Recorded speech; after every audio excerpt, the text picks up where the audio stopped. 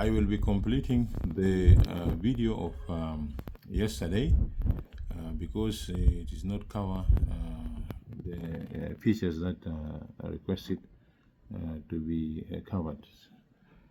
So I will be starting by a small introduction about the thesis and the research questions, followed by objective, the main objective of the study, and the methodology used, and the significance of the study, and the key finding as well as recommendations.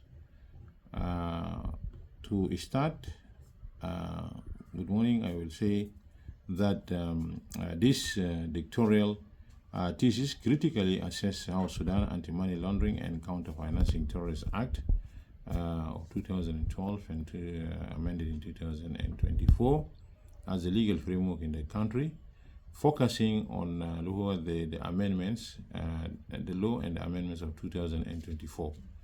So the thesis evaluates the extent of the alignment with the International Financial Action Task Force 40 recommendation, and also explore the systematic international legal as well also the technological barriers to effective enforcement in the post-conflict environment such as South Sudan. For the research question, it is a 3 in terms of number 1. I am trying to to answer that how effective is South Sudan anti-money laundering and counter-financing terrorists legal framework in combating financial crime. Number 2, also, to what extent does the 2024 amendment comply with the FATF Financial Action Task Force standard? And also, finally, what legal and institutional and technological reforms are necessary to strengthen anti-money laundering and counter-financing terrorist implementation? This is in terms of the recommendation that I will be providing to the through the research. For the objective of the study, I summarize this objective in the 3 points. One of them is that transitions of South Sudan anti-money laundering and counter-financing terrorist framework from being symbolic compliance to functional effectiveness. And then also the other objective is that the thesis address the critical implementation gap, and this through institutional capacity building and also legal modernization in terms of the recommendation for the government how to address the critical gaps identified. Also, the other objective is that we develop a risk-based, intelligent lead and digitally integrated enforcement model tailored to fragile states. This is what have been recommended through the task force through this thesis. In terms of the methodology used by the researcher, the approach is that doctrinal and comparative legal analysis being used. This is based on the black law or the black letter law tradition. In terms of sources, the sources of this thesis combine different sources, international treaties like Vienna Convention, Palermo Convention, and the UN Convention Against Corruptions, and also the EU directives on MLA or anti-money laundering, and the Financial Action Task Force mutual evaluation reports, and the ISEMELAC, the East Southern African anti-money laundering groups assessment, as well as the World Bank policy papers. All of them has been used as sources for the research. In addition to comparative laws or international laws. In terms of the limitation, yes, there is a limitation. This limitation in terms of the lack of the primary field work, and at the same time also there is a restricted access to government enforcement data. But nevertheless, the study provide actionable policy insight. The limitation because of there is no many people have written in this field, and at the same time there is no database in the government, and at the same time there is no even convictions rates observed during my time as a public prosecution for more than 15 years. That's why I did not go for the field work. Significance of the study. In terms of the significance of the study, I can say that the study identifies institutional vulnerabilities under the anti-money laundering and counter-financing terrorist enforcement and national security. Then also the other significant, I can say it bridges a critical research gap. As I mentioned, there is no a lot of research in this area in regard to South Sudan effort to combat money laundering and also anti-money laundering and counter-financing terrorist reform in fragile and post-conflict jurisdiction like South Sudan. The other significant also, in brief, we can say the research provides strategic roadmaps for the South Sudan to be able to go through the 2029 mutual evaluation by the ISAMELAC under the Financial Action Task Force peer review, or which means mutual evaluation, emphasizing the transparency and at the same time the rule of law and the international credibility. Coming to the key finding of the research, the first key finding is that legal alignment and legislative progress. This is identified as the key finding. This is in terms of the 2024 amendment aligned with the Financial Action Task Force 40 recommendations and relevant United Nations conventions. So it expanded the predicate offenses. It's mandated lower customer due diligence and also enabled both conviction-based and non-conviction-based in terms of confiscation. So there is civil confiscation for the first time accepted by the legislature in terms of the amendment. The second finding is that institutional and operational gaps that had been identified. So we identified that the Financial Action Task Force or Financial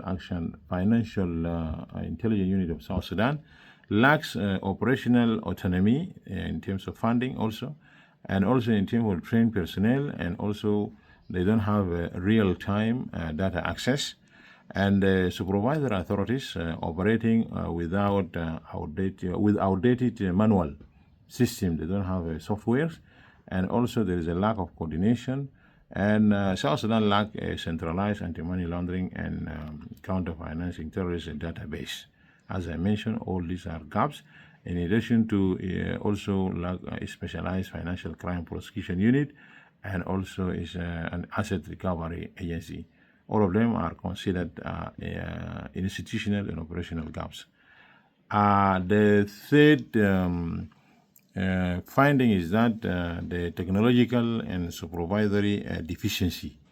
For example, the researcher identified that the suspicious transaction reports and the CDD, the customer due diligence, are still largely manual, and the digital infrastructure is underdeveloped, and the risk-based supervision is poorly implemented across the sectors such as the real estate, and also there is still informal finance like Hawala, like Sarafa. All of them are not under supervision.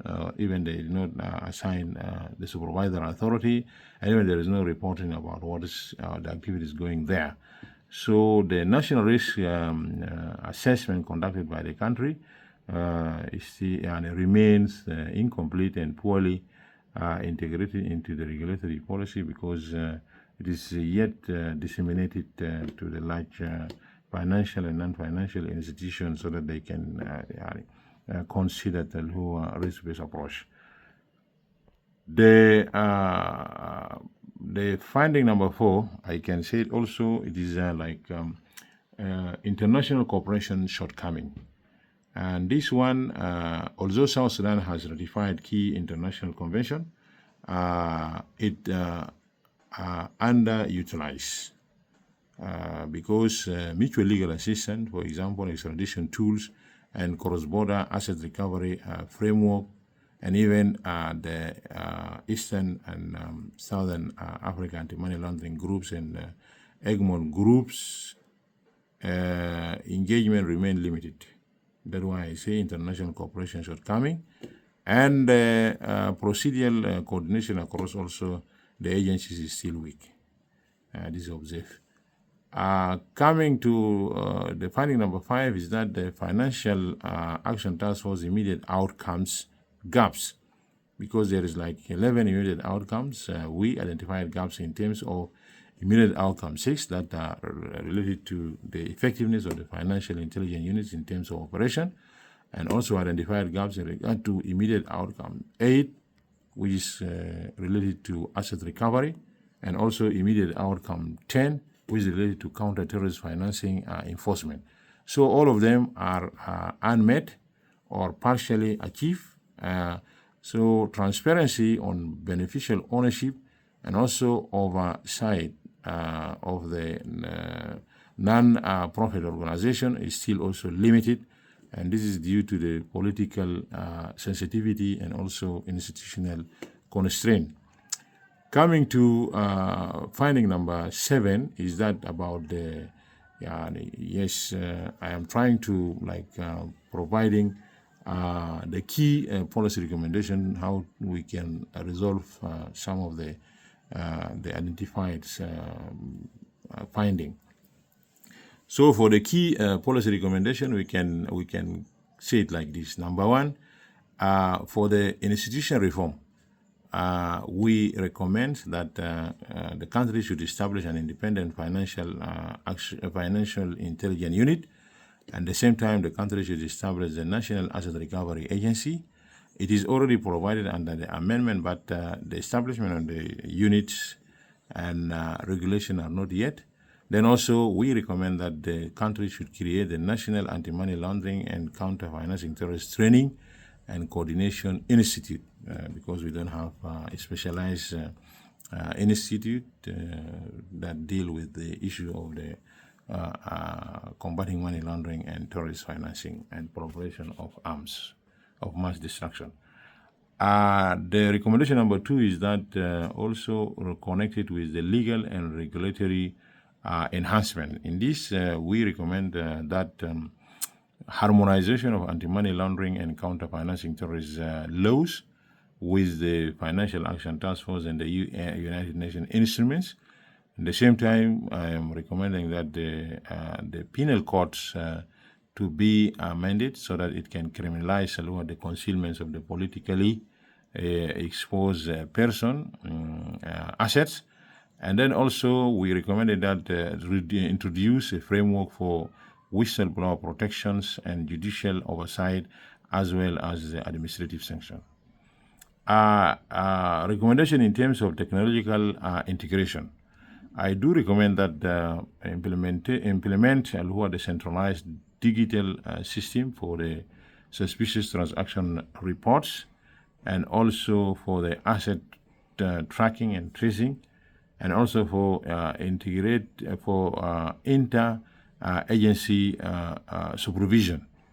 In addition to that, I'm recommending that the country should adopt direct technology, and also the software about the AI-driven monitoring tools.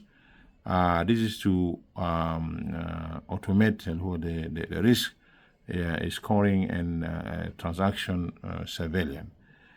For the risk-based supervision, I provide also a recommendation And this recommendation is about I recommend that to the country to complete and operationalize the recommendation of the national risk assessment that had been conducted with the sector-specific risk, and at the same time, countries should regulate the said party and the high-risk sectors, including visual asset service providers and real estate. It's being provided in terms of provisions, but need regulations and guidelines as well as circular, so that it will be very clear. In terms of the capacity building, the researcher is recommending that the country should conduct continuous technical trainings, specifically for the prosecutors and for the judges, and also for the compliance officers that will be appointed in the reporting entities, and also for the financial intelligence unit analysis, and then collaborate with the East African and South Africa anti-money laundering groups, and also the international donors for technical assistance and also for the resources. Further, I recommend in regard to the international cooperation that countries should strengthen the mutual legal assistance, and then also should go for treaties enforcement and domestication of the ratified treaties, and also the regional intelligence sharing mechanism.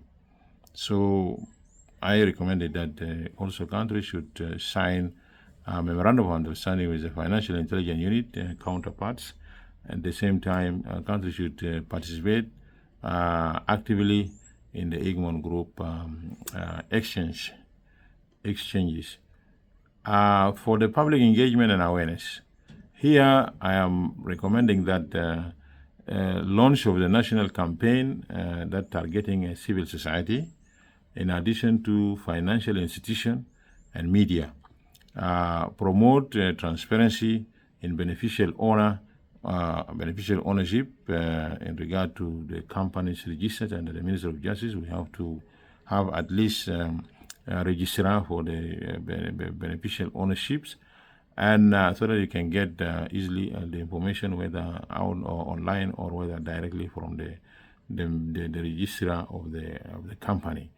Then also this campaign will go also for the financial institution and the media, and should promote transparency in the beneficial ownership, and at the same time expand the definitions and the tracing or tracking of the PEPs. It is good enough that the PEPs definition amended under the 2024 amendment, whereby now it is include also the domestic PEPs. In the previous Act of 2012, it is only connected with the foreign PEPs. So it is good that now the definition of PEPs is in accordance with the international standard. Finally, in terms of the recommendation, there is like a strategic approach provided through the discussions of the finding, and a lot of recommendation has been provided. But I will summarize in this that I recommend that the country should adopt a sequence and cooperative reform models based on the experience of the other countries. So I give example of the Nigerian Financial Intelligence Unit autonomy. We can benefit from it, and also we give example of the Kenyan prosecutorial framework, where they gave a very good precedent in terms of, they said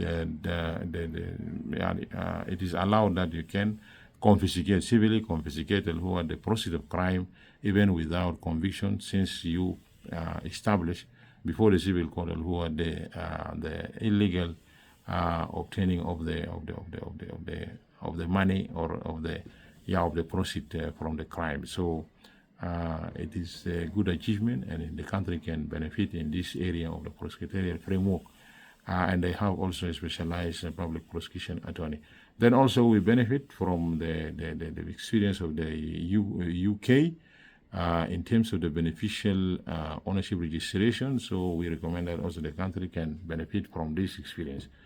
Also, finally, in terms of a strategic approach, we recommend, or I, as a researcher, recommended that to ensure policy continuity through the legislative oversight, and also the country should also budgetary commitment should also commit in the budget, and also should go for the digital governance. In conclusion, I can conclude as follows: that despite the legal alignment of the country laws with the Financial Action Task Force standard 40 recommendation, I can say the South Sudan anti-money laundering and counter-financing terrorism regime remains functionally weak and fragmented. So to prevent the Financial Action Task Force grey listing of the country, and also to secure the national financial integrity of the country, I recommend that the country must shift from compliance formalities to operational effectiveness, since they have the law in place. And this will be through harmonization, the legal reforms, at the same time interagency coordination, and the digital modernization. So the research, or this research particular, provides not only critique, but also a forward-looking and roadmap to strengthen the anti-money laundering and counter-financing terrorist enforcement in the fragile context like South Sudan. Therefore, it set the foundation for future empirical researches, and also a policy innovation to ensure South Sudan's resilience and also global credibility in combating financial crime. Thank you very much.